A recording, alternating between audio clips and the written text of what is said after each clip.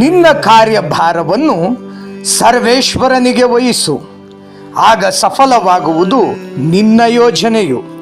ಜ್ಞಾನೋಕ್ತಿಗಳ ಗ್ರಂಥ 16ನೇ ಅಧ್ಯಾಯ 3ನೇ ವಾಕ್ಯ, ದೇವರ ಪರಿಶುದ್ಧ ವಾಕ್ಯ.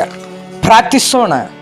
ಕರ್ತನಲ್ಲಿ ನನ್ನ ಪ್ರೀತಿಯ ಸಹೋದರ ಸಹೋದರಿಯೇ, ನಾವು ಮಾಡುವ ಎಲ್ಲ ಯೋಜನೆಗಳು, ನಾವು ಪ್ರಾರಂಭಿಸುವ ಎಲ್ಲ ಕೆಲಸಗಳು, ನಮ್ಮ ವಿದ್ಯಾಭ್ಯಾಸದಿಂದಿಡಿದು ನಮ್ಮ ವ್ಯಾಪಾರ ವ್ಯವಹಾರಗಳೆಲ್ಲವನ್ನ ನಾನು ಸಾಧಿಸಿ ಗೆಲ್ಲಬಲ್ಲೆ ಎಂಬ ಅಹಮ್ಮಿನಿಂದ ನಾವು ಪ್ರಾರಂಭಿಸಿ ಕೊನೆಗೆ ನಾವು ಸೋತಾಗ ದೇವರು ನನಗೆ ದಯೆ ತೋರಲಿಲ್ಲವಲ್ಲ ಎಂಬ ದೇವದೋಷಣೆ ಮಾಡುವುದಕ್ಕಿಂತ ನಾವು ಪ್ರಾರಂಭಿಸುವ ಎಲ್ಲ ಕಾರ್ಯಗಳನ್ನು ಸರ್ವೇಶ್ವರನಿಗೆ ವಹಿಸಿ ಆತನ ನಾಮದಲ್ಲಿ ನಾವು ಪ್ರಾರಂಭಿಸಿದಾಗ ಆ ಕಾರ್ಯಗಳೆಲ್ಲವೂ ನಮ್ಮ ಕಾರ್ಯಗಳಾಗದೆ ಅವು ದೇವರ ಕಾರ್ಯಗಳಾಗುತ್ತದೆ.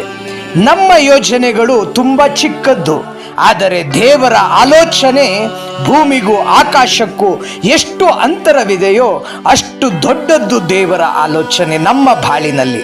ಲೂಕನ ಬರೆದಂಥ ಸುವಾರ್ತೆ 1ನೇ ಅಧ್ಯಾಯದಲ್ಲಿ ಯೇಸುವಿನ ತಾಯಿ ಮಾತೆ ಮರಿಯಳು ನುಡಿದಂತೆ, ನಾನು ದೇವರ ದಾಸಿ, ದೇವರ ಆಲೋಚನೆ ಚಿಂತನೆ ನನ್ನ ಬಾಳಿನಲ್ಲಿ ನೆರವೇರಲಿ ಎಂದು ನುಡಿದರು.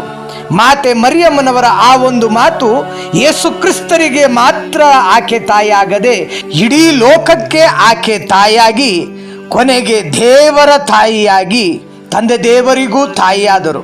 ಈ ದಿನ ನಾವು ದೇವರನ್ನ ನಿಮ್ಮ ಯೋಜನೆಯಂತೆ ನನ್ನ ಕಾರ್ಯ ನೆರವೇರಲಿ ತಂದೆಯೇ ಎಂಬುದಾಗಿ ನಾವು ಪ್ರಾರ್ಥಿಸೋಣ. ಆಮೆನ್.